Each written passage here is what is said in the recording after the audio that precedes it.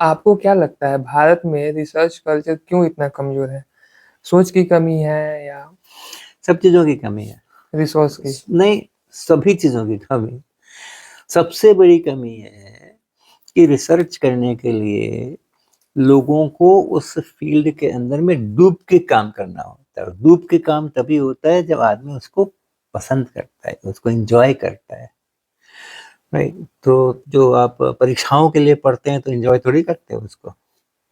Enjoy तो नहीं करते इसीलिए स्ट्रेस होता है। हुँ, रिसर्च नहीं हो सकता है इससे।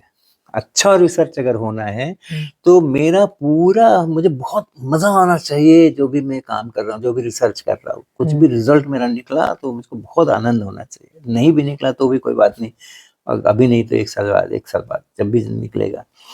वो सोच नहीं है। शुरुआत से क्या सोचो, क्यों पढ़ते हैं बच्चों को क्यों पढ़ाया जाता है, स्कूल क्यों भेजा जाता है? पढ़ लिख लेगा तो अच्छी नौकरी मिलेगी। हुँ, उद्देश्य ही छोटा है ना। ये नहीं है कि पढ़ लिख लेगा तो बड़ा साइंटिस्ट बनेगा। ये नहीं है कि पढ़ लिख लेगा तो बड़ा टेक्निकल पर्सन बनेगा। हुँ। ये नहीं है बड़ा अच्छा डॉक्टर बनेगा, बड़ा अच्छा इंडस्ट्रियलिस्ट बनेगा। नौकरी मिलनी चाहिए। तो हम बहुत छोटी सी सोच से अपने बच्चों के दिमाग को शुरू से ट्रेन अप कर रहे हैं। तो इसलिए वो रिसर्च उतना जिसको कहते हैं कि उसके लिए डूब पैशन है। करके पैशन हुँ, डूब करके उसके अंदर में काम करना है, वो पैशन क्रिएट नहीं होता। रिसर्च भी जो करते हैं वो भी इसीलिए करते हैं कि रिसर्च कर लेंगे तो प्रमोशन मिलेगा, असिस्टेंट प्रोफेसर से एसोसिएट प्रोफेसर बन जाएंगे, कहीं के डायरेक्टर बन जाएंगे, कहीं के ये बन जाएंगे। लेकिन रिसर्च के लिए रिसर्च कर रहे हैं, वो सोच की कमी है। तो सर अभी कुछ समय पहले इसरो जो है वो आईआईटी खड़गपुर गया था ताकि कुछ बच्चों को रिसर्च के लिए ला सके, लेकिन वहाँ से कोई बच्चे रेडी नहीं हुए। तो क्या मानते हैं कहीं न कहीं बच्चों को हाई पैकेज सैलरी के अलावा भी रिसर्च में भी जाने का प्रयास करना चाहिए? देखो ऐसा है ना कि ये साधना है, रिसर्च एक साधना है। उसके लिए आप किसी को फोर्स नहीं कर सकते, है ना? उसके लिए आप किसी को फोर्स नहीं कर सकते हो। तो एक पूरे समाज में एक वातावरण होना चाहिए कि टीचिंग है, रिसर्च है, उसको लोग बड़ी श्रद्धा की नज़र से देखें। अभी क्या है कि उसको लोग बिल्कुल श्रद्धा की नज़र से नहीं देखते। उनको बस वो पैकेज किसमें मिलेगा, पैसे किसमें मिलेंगे, उन्हीं को श्रद्धा की नज़र से देखते हैं। तो इसलिए बड़ा स्वाभाविक है कि लोग रिसर्च के लिए आने को तैयार नहीं हो रहे हैं। वो आपकी कहानी का मुझे पता नहीं है, इसरो के कौन लोग गए थे और उनको क्या वहाँ पे मिला नहीं मिला वो पता नहीं है मुझको। हुँ। लेकिन ये फैक्ट है कि लोग रिसर्च के लिए, टीचिंग के लिए आगे नहीं आ रहे हैं।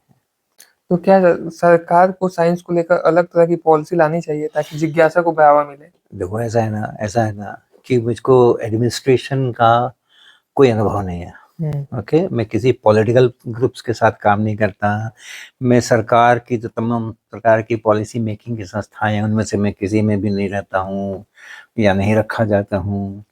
तो इसलिए मैं क्यों कमेंट करूँ कि सरकार को क्या करना चाहिए और क्या नहीं करना चाहिए।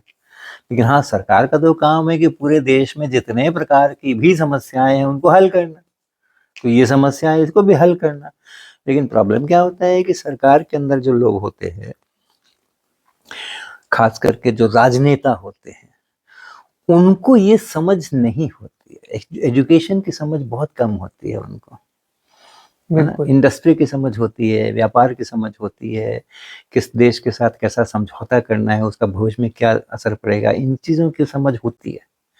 लेकिन एजुकेशन कैसा होना चाहिए स्कूल, कॉलेजेस, यूनिवर्सिटीज़ में, वो समझ बहुत कम होती है।